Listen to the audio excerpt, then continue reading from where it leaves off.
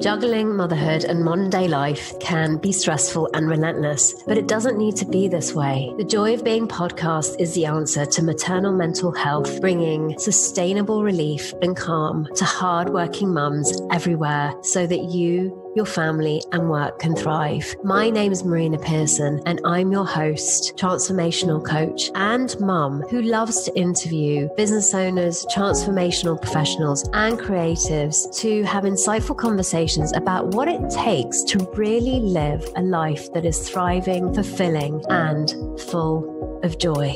And today I've got some amazing news. You can now pre-order your very own version of the Joy of Being book, supporting hardworking mums to stress less and live more. If you're the type of mum who is struggling with the burdens of motherhood or modern day life, then this will be a perfect book for you. If you're curious, you want to know more and you want to see what's up with that book, you can do so at www.marinapearson.com/order. And there you'll find all the amazing goodies that you'll get if you pre-order the book before the 10th of May. And on today's show, I have the beautiful Julianne Del Cano-Kennard. As you will find out in our conversation today, Julianne has been on a huge journey, but mainly around the area of grief. She lost her daughter, then she lost her son to the state. And something that we didn't talk about on the podcast was losing her fiance. And so she has seen what grief is, but also seen through it. And it's quite an extraordinary story that I wanted to share with you on this podcast because it really is a story of resilience. Really is a story of we can never be broken.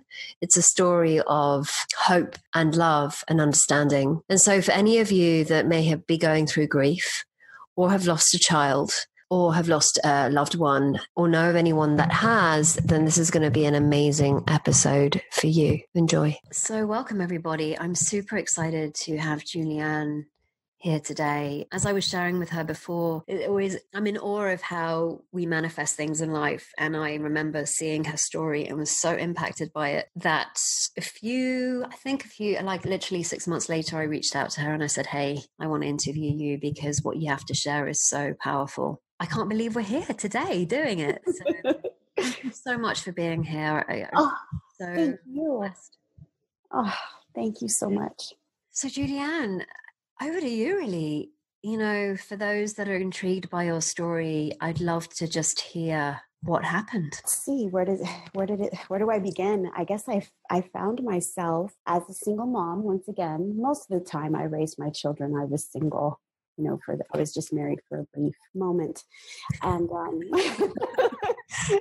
can relate to that. Yeah. And as my two older daughters got a little bit older, my son got a little bit older as well. And with that, there was a little bit of struggle with him wanting to go to school. He was diagnosed with ADHD, and he was also in the process of being diagnosed on the spectrum. I found myself having to spend a lot of time at the school, away from work, and financial situation sort of downsized, and my home started downsizing. And at one point I decided to just get us a tent site because that's what I had to do. And so in his little eyes, it was pretty amazing, being by the beach and being by the water and being able to camp every day. My eyes, I was a horrible mom. I couldn't support my son. And then with all of him missing school, all of the days that he missed. And then the state found out that he was missing so much school and that I was living in a tent, and they came and picked him up. And I'll never forget that day when they came to the tent site to take him, and they explained it to me and to him. And he walked away.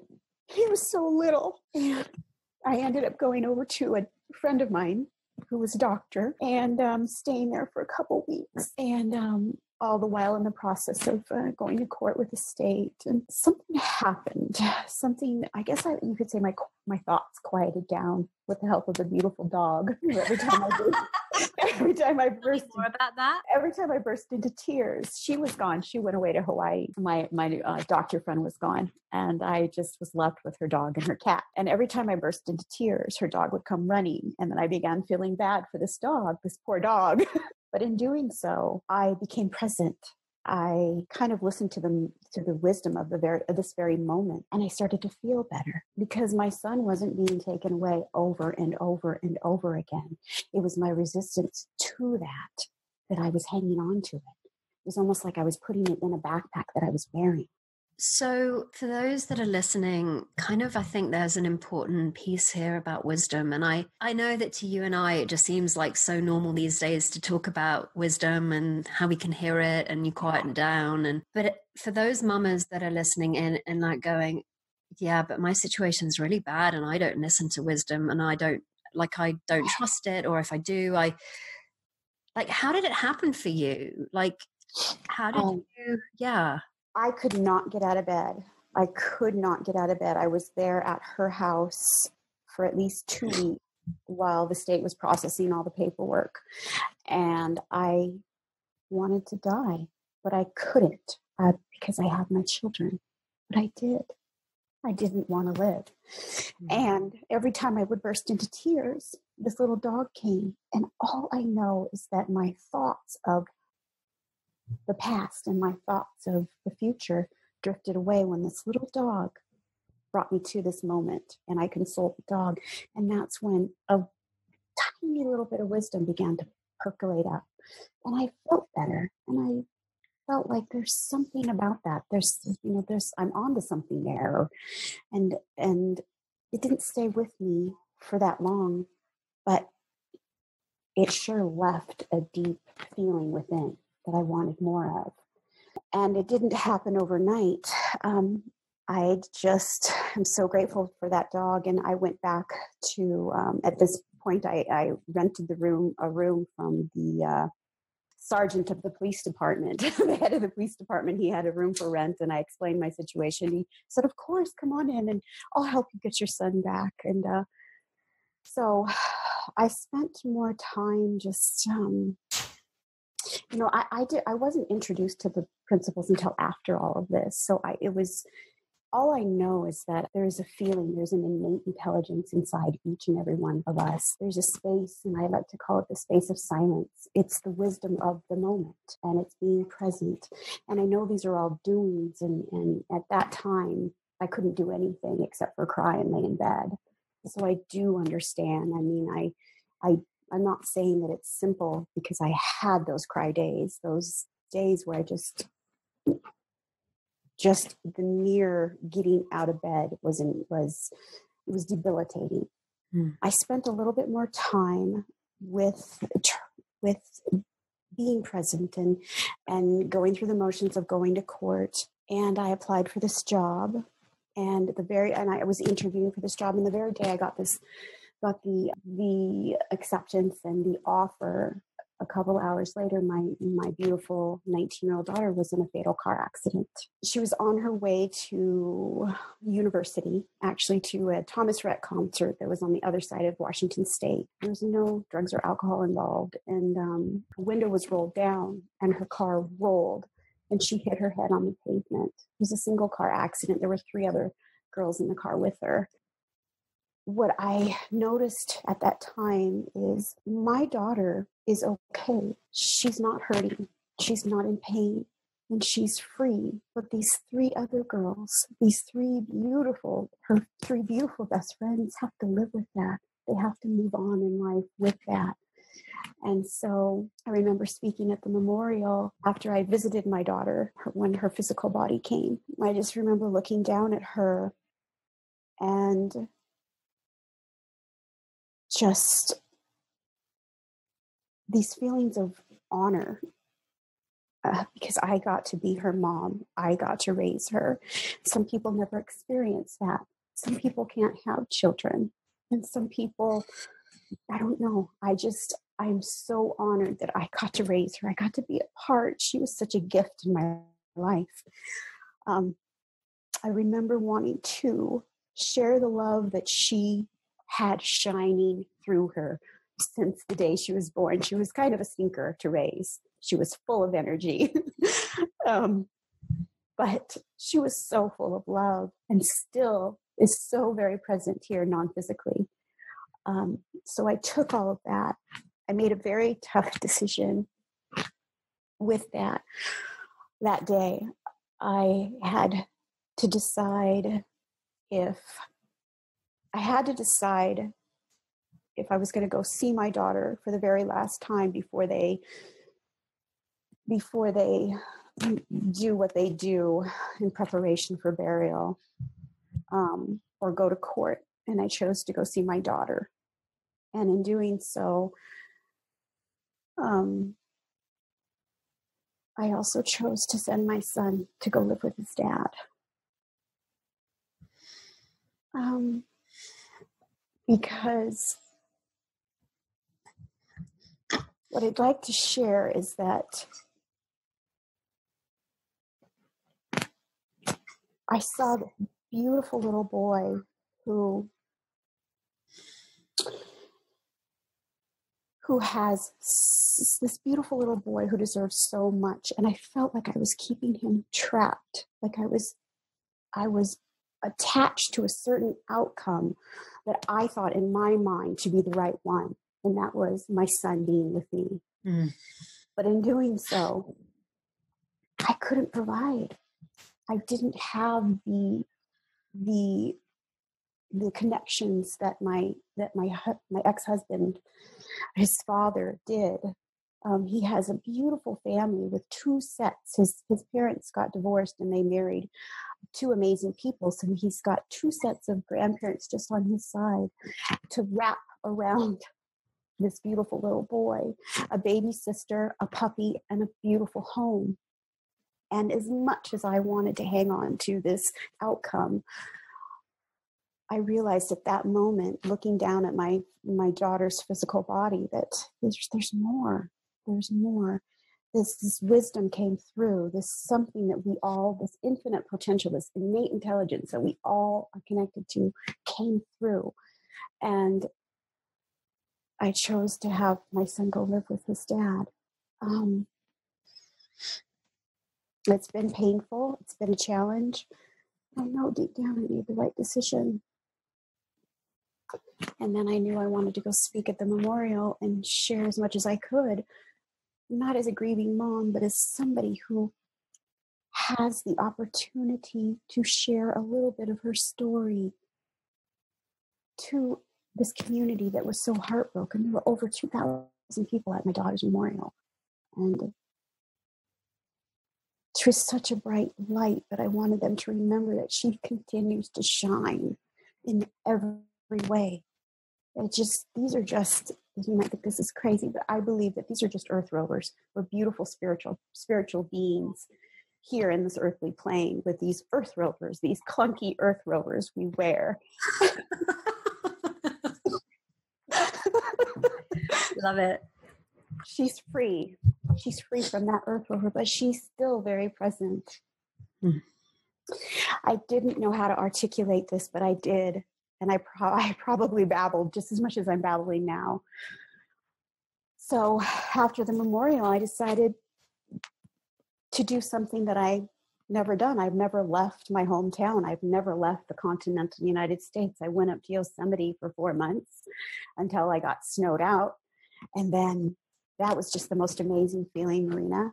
And then I've never been to Hawaii. So I took my Yosemite clothes, my cowboy boots, everything I needed. And I came to Hawaii with my suitcase, not knowing anybody. And what I'd like to share is that in the not knowing, in the motion of moving forward and not knowing, that right there lies the creative potential. That right there lies this infinite space of creativity, and just trusting in that and knowing that you have everything inside of you that you could ever imagine that you need in life is inside of each and every one of us. That's what I felt like I took with me, but yet we all have it. What I really hear in that story is resilience. What I hear in that story is okayness, even if it doesn't feel that way. As in, I'm okay regardless of what's going on. And what I also hear is that even in like the most difficult, what looks to be like the most difficult situation and happenings that you're going on for you at the time, you are still being. I had this recently, Elsie Spittle. I didn't come up with it, so I'm gonna. She calls it mentored by mind. Mentored by mind. Mentored by mind. Oh, mentored by mind. Yes. Yes. That we're all mentored by mind. Like there's a deeper knowing at play, and that, gosh, like even in the most, what I would conceive, or most people would conceive, the most difficult. I mean, like not just one child, but two. Even in the most difficult, that you are able to find some sort of peace, which would suggest that it can't be our circumstances that are creating that feeling. Right. I didn't know that. I didn't know. I thought there were times that I thought there was something wrong with me because I was feeling okay. Right. Yeah. And it wasn't until I heard of the 3 principles here in Hawaii, a little bit from amazing woman, Christine Heath.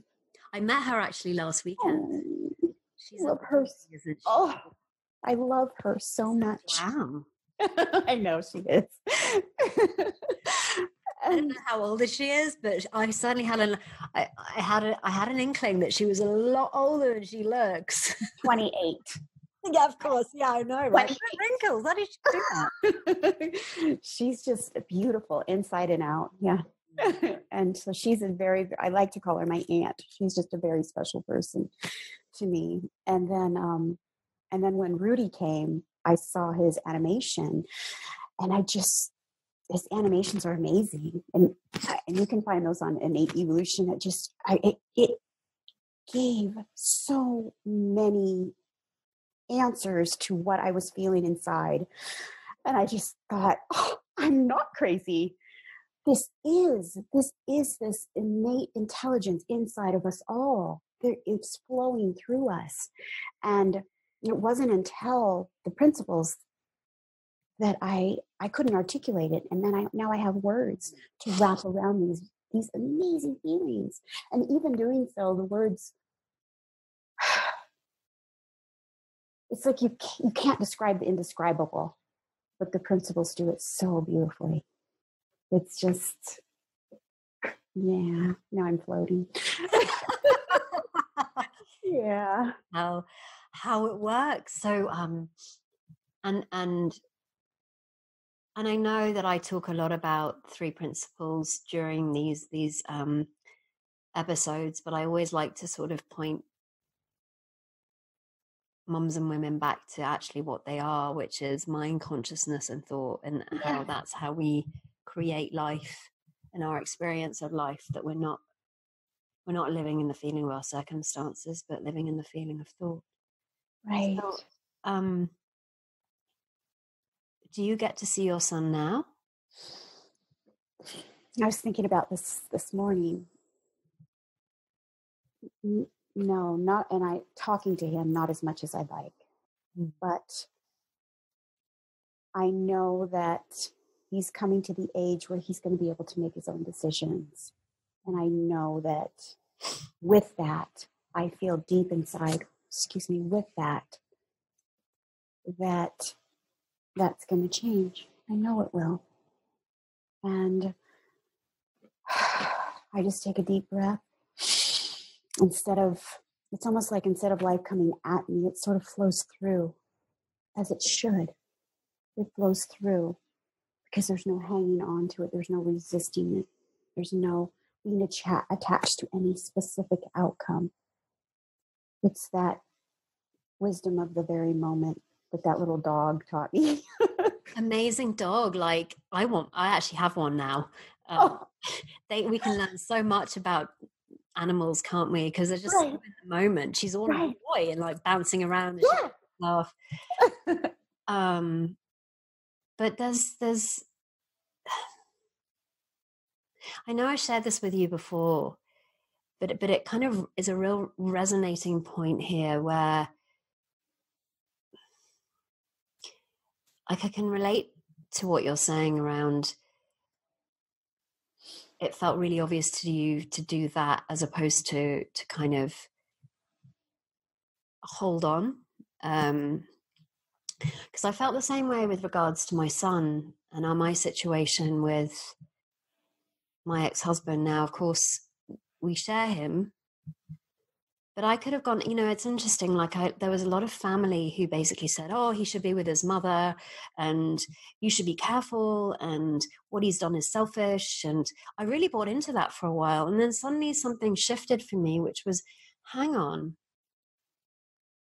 I can go into that fear and want to take him to court and kind of keep possession of my son. But there was something saying to me,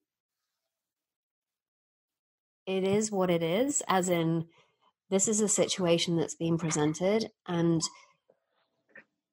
what is the most important thing for Leo?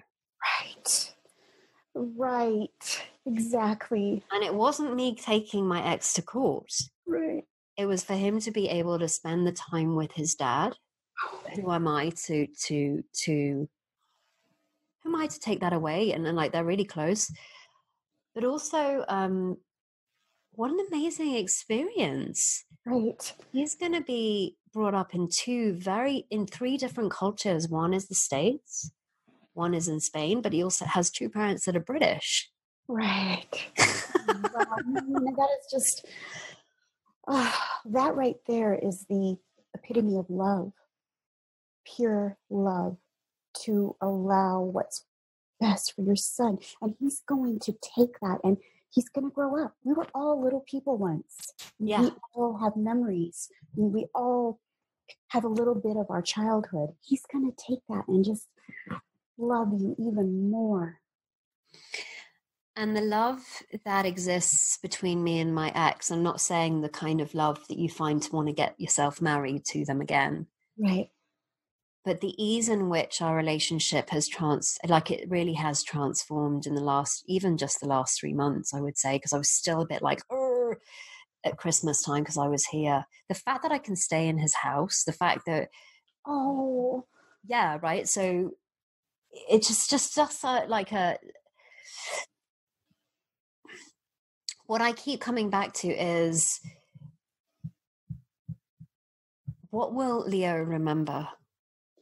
Mm-hmm. Exactly. Right? Mm-hmm. Will he remember the moments that Mark and I kind of got a little bit irksome, or will he remember the moments that Mummy was with Daddy and they were both in the car joking around, and like the time that Daddy decided to come to see him ski and it was a surprise, and what he doesn't know yet is the time I'm going to be coming here and surprising him for his birthday. And like that to me, those moments, he may not remember any of it, in fact, but that feeling that exists. Right. Yeah. The feeling that exists surrounding the very moment that he is being little right now, being raised, that's what you're creating. That is what the love that you have for him is creating, that beautiful environment. So maybe he won't remember it, but his life is going to be more richer, more beautiful. It's priceless, Marina. It's beautiful. Yeah. So Julianne, what kind of the question that kind of comes up is, any mom that's listening to this that's kind of going through grief for the loss of their child, in whatever capacity that may be, if it is because they're no longer here present in their body, or it is because they couldn't look after them. Right.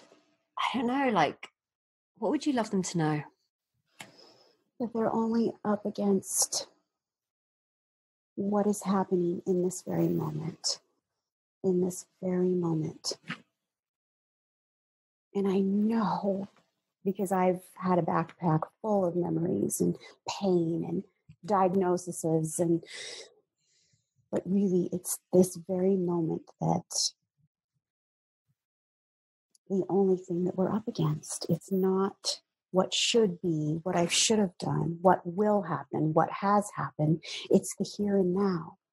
And it's just an acknowledgement of that. It's almost like the backpack, if you will, seemed to just fall away, a release, and life slowly stops coming at you and starts to flow through you.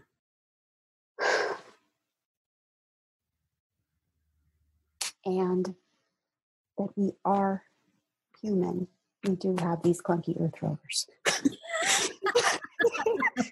And we are human, and it's okay to cry. It is, gosh, crying, it's just so cleansing, and it's okay to feel.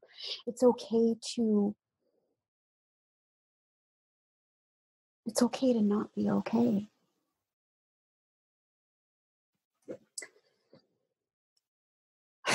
Yeah.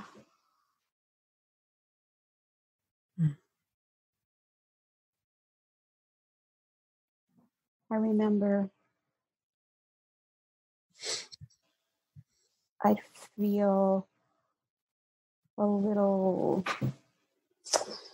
I could feel the cry, I could feel the pain coming on after Seth and Sophia. And I knew it was going to be a cry day coming soon. And that generally would happen every, 3 days a week. Sometimes it was every day, and then 3 days a week, and then 2 days a week. But it's very painful. What I found is the resistance to what was happening was more painful than the actual happening, if that makes sense. So when you talk about resistance, could you talk about what that looks like to you? When Seth was taken from me, I wanted to change everything. I was resisting the fact that it did happen. I was resisting the fact of what is. And in doing so, another thought pops into your head. I should have done things differently. If I only did this. I'm a horrible mom. I can't even keep a house over my children's head. All of those thoughts accompany the resistance. But it's almost like when I acknowledged this is happening, it's just the other thoughts just started falling away. You just become less interested in them. They just sort of float by. They do appear, but you kind of step into a different mindset that the principles explain so eloquently. I mean, just all of you beautiful speakers. I didn't have words to put around it. But they're just resisting. It's the suffering that comes from the resisting of what is, what has happened, or what possibly could happen, and being attached to any specific outcome. It's scary to have an unknown. But what I believe is, like I said earlier, is where the creative potential lies. That's where that infinite wisdom rests. It's the wisdom of that very moment. If that makes sense. Yeah, like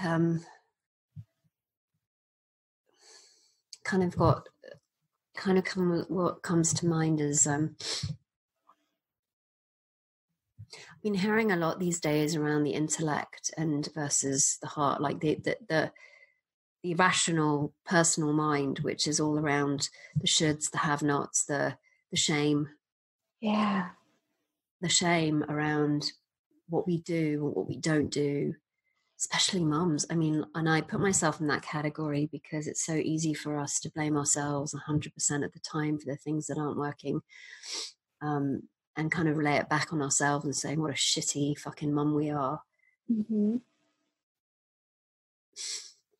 But what I've come to see is that takes us further away from listening to what actually really is there. Right. I remember, so I was at the 3PGC conference last weekend, and I was really struck again by Chip Chipman's story that Sid turned around to him one day and said, "Isn't it amazing, or isn't it great? You've never done anything wrong in your life." Yeah. Yes. And Chip at the time, so Chip, for those of you that are listening in, is one of my mentors and somebody I've worked with very closely for the last 4 years. And he has just such a beautiful feeling that he's in. And he worked very closely with Sydney Banks. And for those of you that are wondering who he is, you can always Google him. Google's amazing. Google's wonderful. But to cut a long story short, he was an enlightened welder who had a spiritual experience about the way we experience life. And what he was speaking to, and what Chip at the time didn't realize, but what he realized soon after, was that the true self, that self that is infinite, that some would classify as the soul. Yeah. Isn't, first of all, like, that can never do anything wrong because it's all knowing and it's just an infinite manifestation of love. But the second thing that I heard from that story was all behavior is innocent. But in this society, right, there's a sense of like behavior is who you are, as opposed to habits of thinking that create the behavior. And all behavior is innocent. Right. If we believe our thinking in the moment, how would we know not to do something else? Exactly. I love that. There's such a freedom in that. It's just such a relief. And what I loved about what you were saying earlier on is even though you had all of that thinking about you, the mother, the this, the that, the other, your children, wrong, right decision, like, actually it kind of comes to mind as a question: was there a sense that all of that thinking wasn't you? Yes. Thanks to the dog. Enough, right? Right. Yes. And that's when you, so when the beautiful Baxter the dog, and I'll have to share a picture of him. He's passed away. But just something so simple, even just noticing a bird or a beautiful tree, that brings you to the very moment. But just him coming every time I cried, and I felt better. And it was a couple weeks later that I realized that, yeah, this everything is okay. I'm okay. Everything is always okay. And then, that went away, and, I started humaning again. And, but yes, there was an inkling. There was that thoughts are so powerful. And when you believe you're thinking, you hang on to it. You become that. And that's pretty painful. And it doesn't have to be like that. I wonder if kind of what I hear is your focus went onto the dog. Mm-hmm. So it took you away from you focusing on all of that thinking that you had in that moment. Mm-hmm. I started feeling bad for the dog. He was so happy playing with his toy that I thought, I'm going to cry a little bit lighter this time. But no, his dog ears would perk up and he'd come back. I'm sorry, I interrupted you. No, it's beautiful.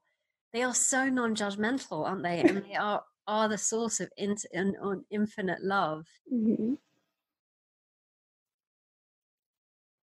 And they love you regardless of what you think about yourself. Yeah. And what you've done.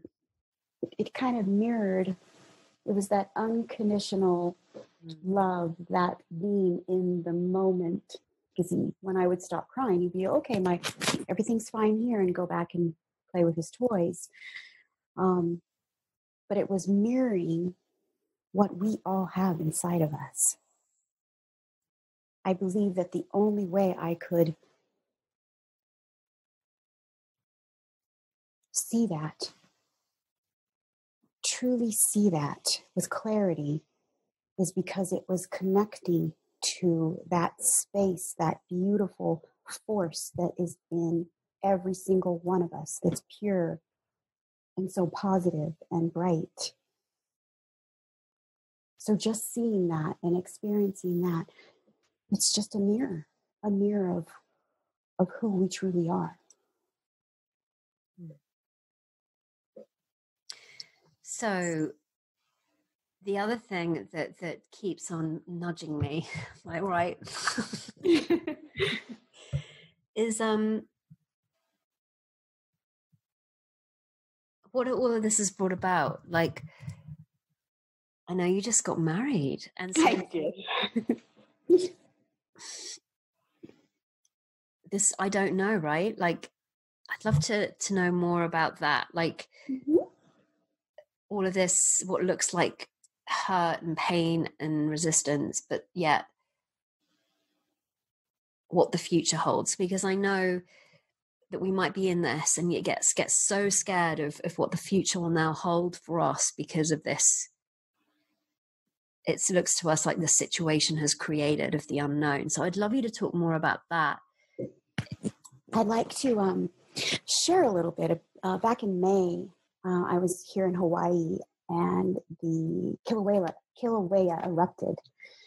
And Yes, I heard about that. Yeah, it was quite a big change.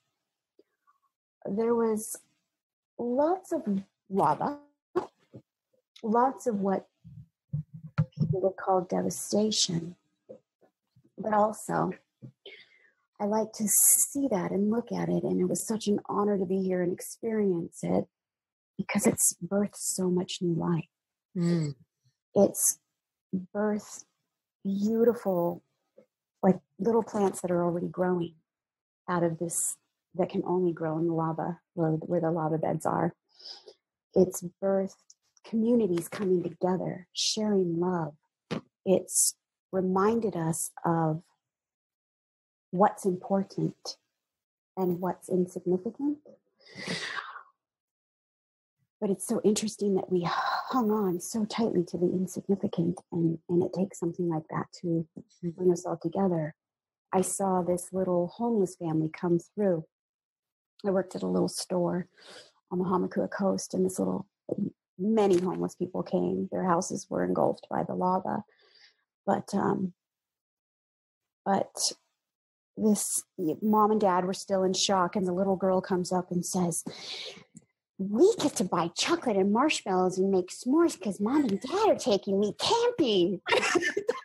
She was there. She experienced her house, but that's true resilience. I believe the littler you are, the more connected you are to that amazing force that we all possess. So I like to share that story, and also share the similarities with what unfolded in my life. Is, yes, so much change and pain happened, but yet there's so much beauty that came out of it. There's so many people that Sophie was on her way to Thomas Rhett. He's a country singer, and he got word that she didn't make it to the concert, and so the video went viral. And in doing so, that video going viral, people contacted me that had experienced loss, or that were experienced pain and death, and in so many different ways. And so I started talking to these people. I had no idea who they were, with what I, again, there's my weird words, but what I like to call word vomit. It's that wisdom in the moment. Christine calls it wisdom. I love it. I said, "It's word vomit, Christine." She said, "That's your wisdom talking." but that wisdom in the moment, that the dog helped redirect me to what we all are connected to. It brought so much new life in a different way. So many of these people, there's about over 100, maybe about 500 that I'm still in contact with. And we're celebrating life together. We're moving forward together. So yes, there was a lot of pain. There was a lot of transition. But so much beauty has come out of it. So much new life.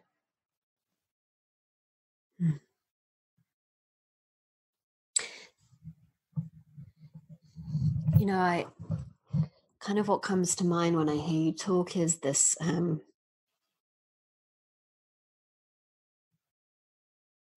example for others to be able to see how resilient they are. And because as a mom, I can't even begin to imagine what it must be like to lose one of your children.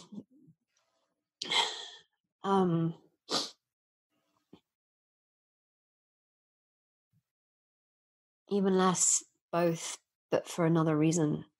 And yet here you are, being able to share your story with so much love, and compassion, and being such a beautiful feeling that it's just so hopeful for what's possible. Someone said to me,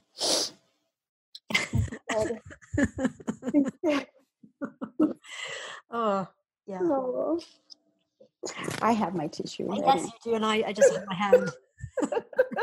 I like your idea better.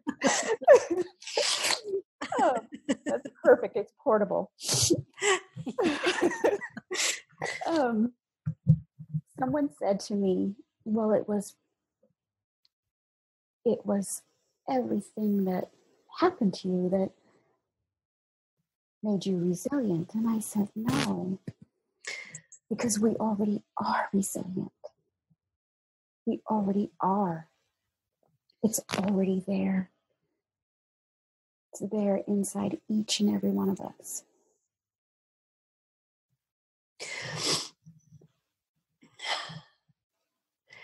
Like, and testimony to that is that you were talking about the beauty of the volcano erupting. You could have focused on the devastation, and you know, and that's not to belittle those that have lost their houses and that have suffered loss. But there is beauty even in tragedy, and for those of you that are saying, I'm not belittling it at all in any shape or form, because you're honoring it. Yeah. That there can be beauty if you can see it. But it's difficult to see when you're pulled away, and it just has such a gravitational pull, doesn't it? Like our insecure thinking. Like we get on that train. Yes. I know that train well. Yes. And we're off. Yeah. And it takes us to depth of all sorts of things. And but there is, you know, I remember, it's interesting because there are two moments in my life where I would consider them to be rock bottom. I'm sure there are a few others, but these are the two that I can remember that stand out in my head. Which was, the first was when I attempted to commit suicide at the age of 21.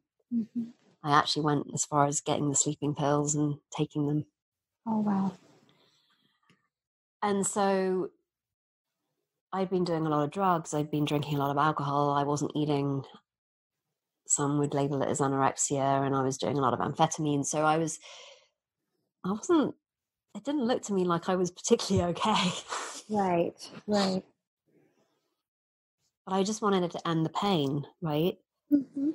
So I took them and I lay down and I was waiting to be taken. And I don't know, my innate wisdom can sometimes be very, very loud. Right. And she can be a bitch. Yes. Like confrontive.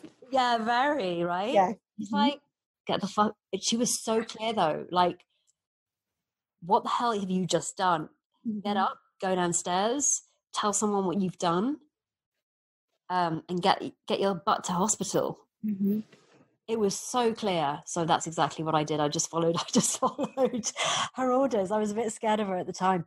Now, Right. at the time, I didn't realize what that thing was. I had no idea that what I was listening to was my wisdom. Right. I didn't recognize it. The second time was when I was going through my first divorce, and I booked myself into Beth Israel Hospital in New York City. Mm-hmm. And I don't know how there I was in the waiting room, and I was sitting next to a cocaine addict. You can imagine the kind of conversation we were having. Anyway, he was telling me how awful his life was. He'd stolen money from his mother for his cocaine habit. We were attempting to kind of console one another. Right. I was in so much pain. Anyway, so like I couldn't really focus. I was just, it felt to me like I was having some sort of breakdown. Mm-hmm. And so my name was called, I went into the doctor's office and he sat me down and he basically said to me, so I hear that you're having suicidal thoughts, that you need help and you want us to give you something to calm you down. And I said, yes, exactly that. And he said, well, you do understand that we can't let you out of here unless we deem you sane enough to do so. Right. Now, I didn't know that at the time. And what I heard is, oh, fuck, I'm going to be put into some sort of psych ward. Mm-hmm. And nobody knows I'm here. Oh. So in that moment, like all of that sort of, because literally it was, I couldn't even focus. I was so all over, my thinking was so all over the place. I was so ridden, I was in shock, right? Mm-hmm. And clarity, phone up your shrink. Perfect. So I phoned up my shrink and I got her to speak to the doctor. And then I phoned up a friend and said, come and get me. Because literally I kind of sobered up out of that. Yes. It's amazing how that happens. Right. This is but clarity. It was so clear what needed to happen to me. And it struck me. And so literally like 45 minutes later, I was out of there and everything was fine. Yeah. But something I hadn't realized until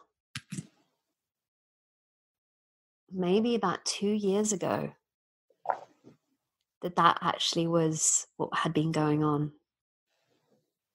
I didn't understand it at the time. And I've spoken to others and I've heard something very similar. That it seemed to me that anyone that had kind of perceptively hit rock bottom, that they'd also had such clarity as what needed to happen next. Right. Would you resonate with that? Is that something that you can connect with? Yeah. It's almost like when you have nothing to lose. You do hit that rock bottom. You do. It's almost like any step is a step forward because you're at rock bottom. I do understand. Yes, that does resonate with me. And yes, there is that clarity, although it doesn't stick around all the time. No, I mean, it literally came and then just completely went again, and I was back to my gibbering. Right. But that space, and you're like, there's something about that. Mm. You were onto something. And there's a peace, there's a peaceful presence, there's and just the clarity, the little clarity goggles that sometimes fall off are just exactly what you need when you really don't know what you need, or you something that you needed that you never really knew you always needed, if that makes sense. But yes. And so sometimes rock bottom can be our friend. And sometimes when we're there, things aren't making sense and won't make sense until we gain a little bit more clarity. Because look at you now.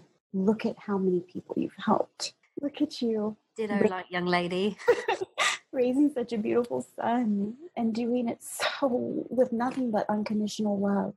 And you share this with other people. And just like the volcano, I mean, just I see now so many different romances that sparked and new relationships and little kids that, you know, met during the volcano where they had to be in the same tents, you know, next to each other. They're still friends and a community that just grows. There's beauty there. And so it kind of occurs to me just to sort of say that this isn't just something that Julianne and I have.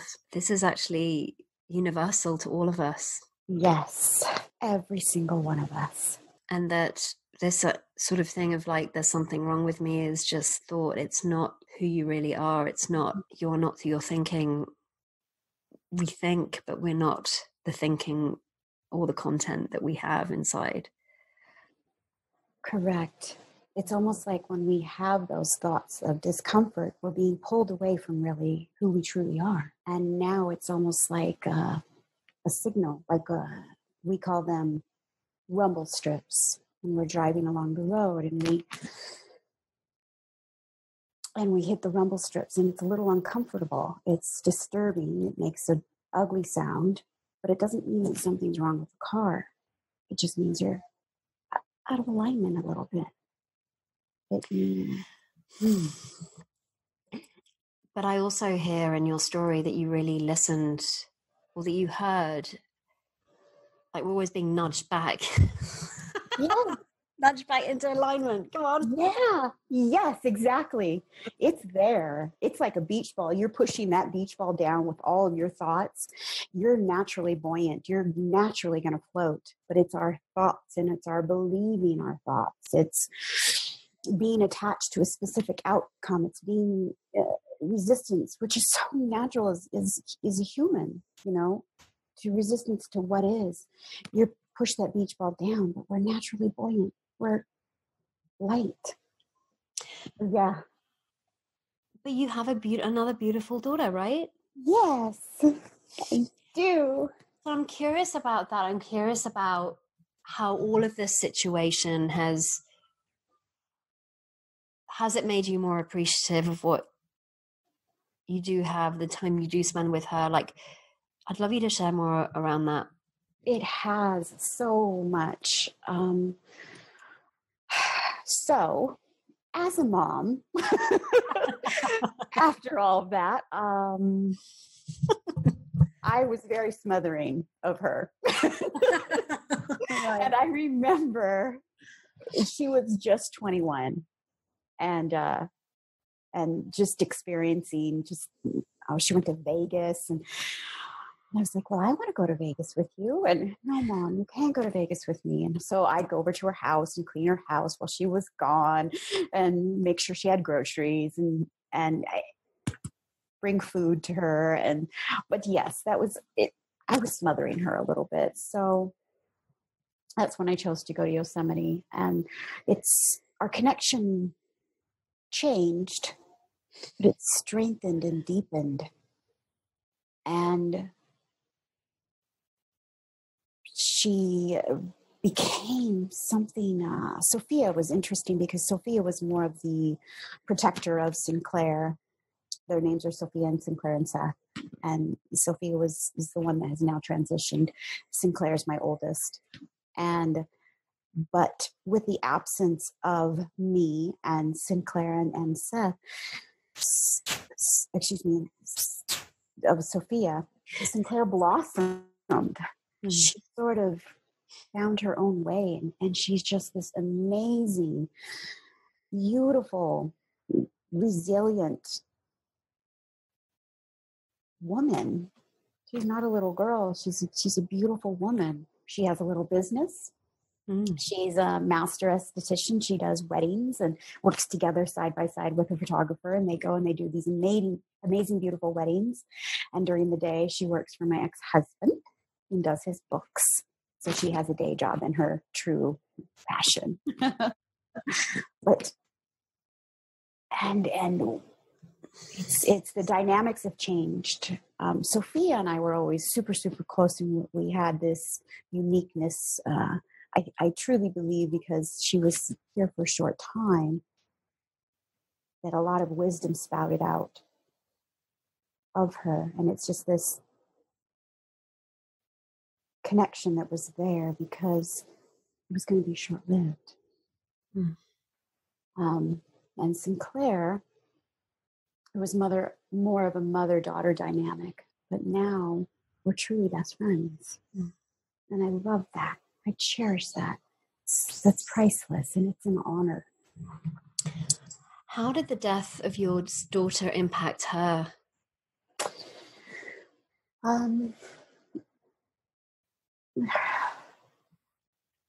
She, at first, I think, after listening to me speak at the memorial, was, I think, angry, hurt, because I wasn't grieving as I should be grieving.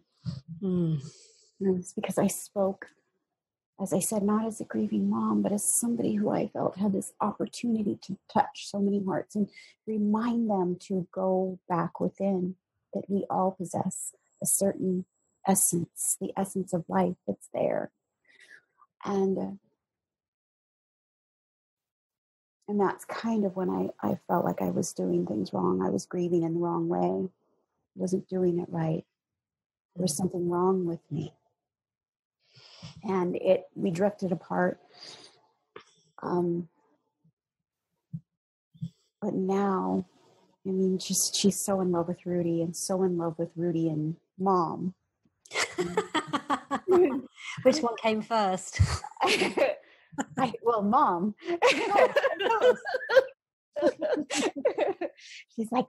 She's so cute, because when the volcano was erupting, and she called, and Mom, you got to get out of there. You got to get on a boat and leave. And I said, honey, I'm okay. And she's just like, Mom, you're so brave. You're so brave and courageous. Ever since Sophia's passing, you've just become so brave. And I said, honey, you are too.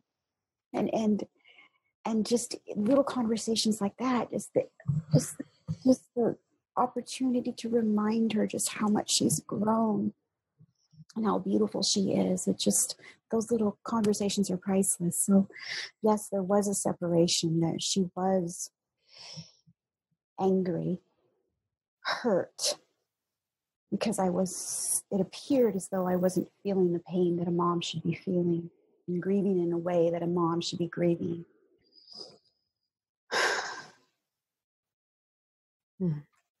But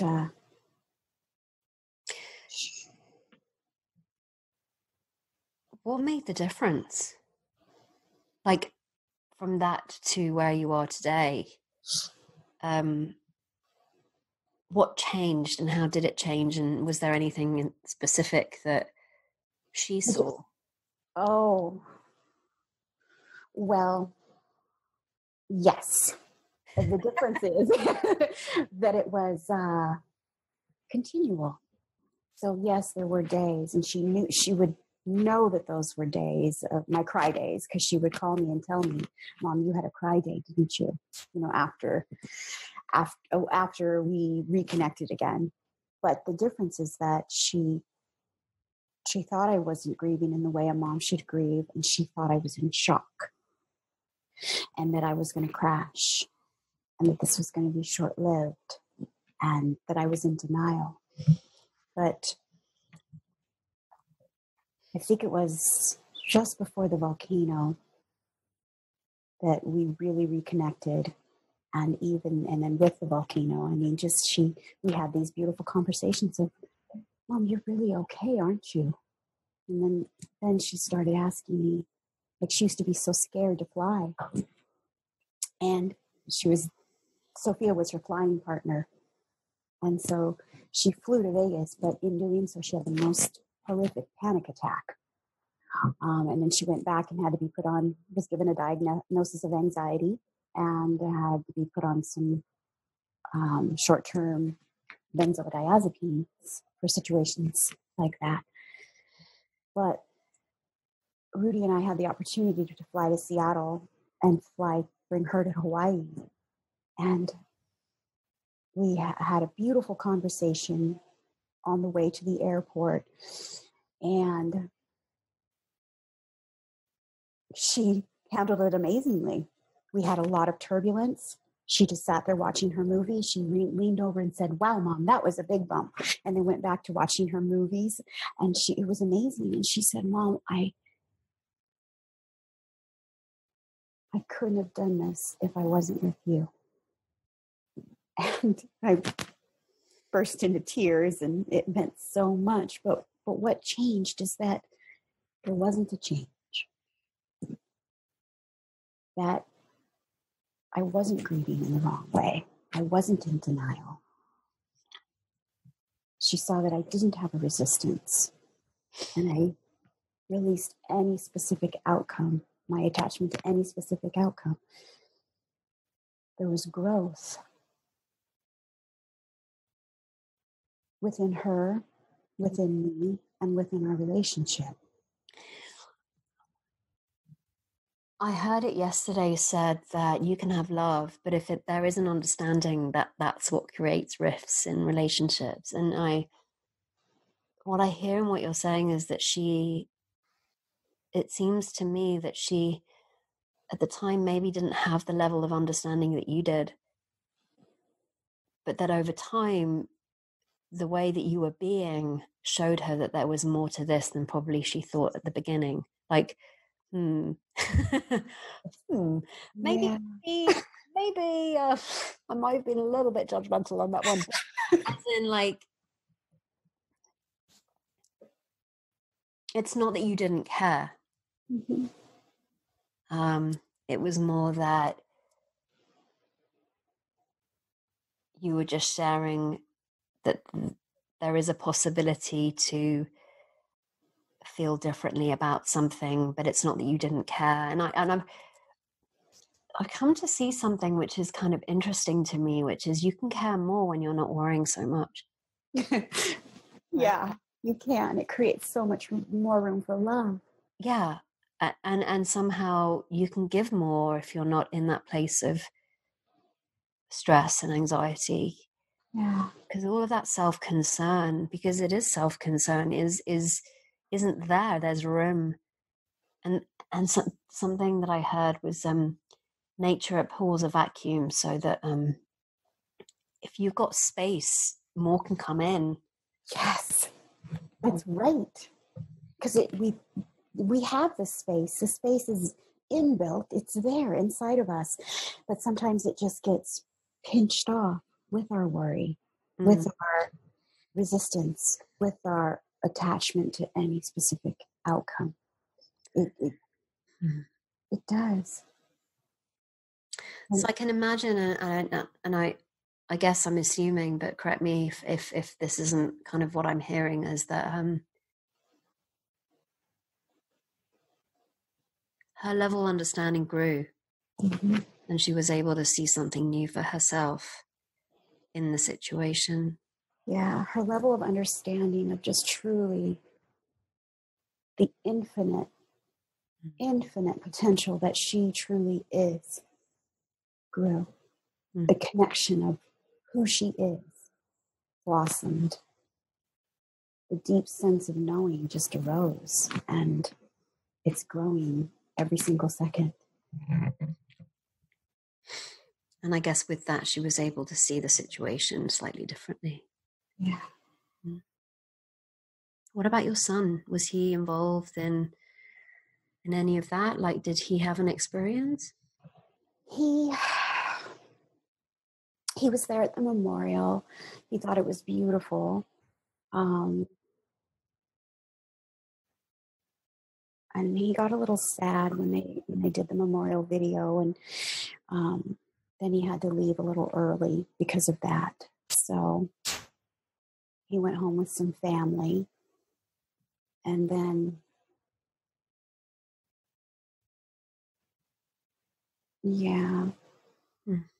he was pretty sad. It hurt him.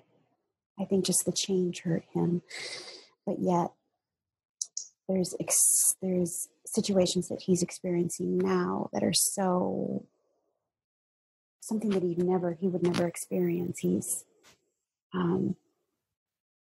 in the South, so he's experienced a whole different culture that he would have with me. And his dad is from Alabama, so yeah. Part of me just wants to run and grab him and hold him. But I know that I have to remind myself that he knows I'm always here. And trying to keep him with me is almost keeping him trapped.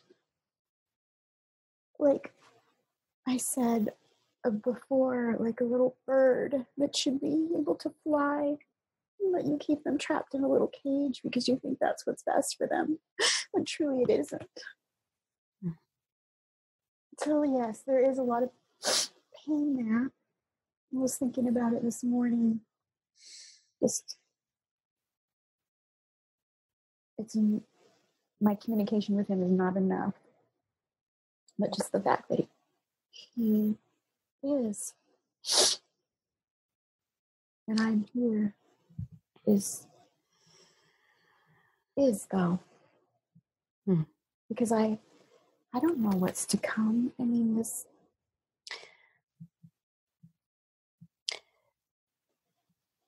Something that I realized this morning. So, as you know, I just came back from a State of Mind conference. Yes. And I noticed how my mind has got so quiet. Yes. Like I haven't, you know how you think, oh yeah, I'm quiet. And then and then you go even more quiet and you're like, oh, I wasn't quiet. Right? Right. I'm noticing such a huge change in Leo's behavior towards me. Yes, exactly. He wants me to be with him all the time.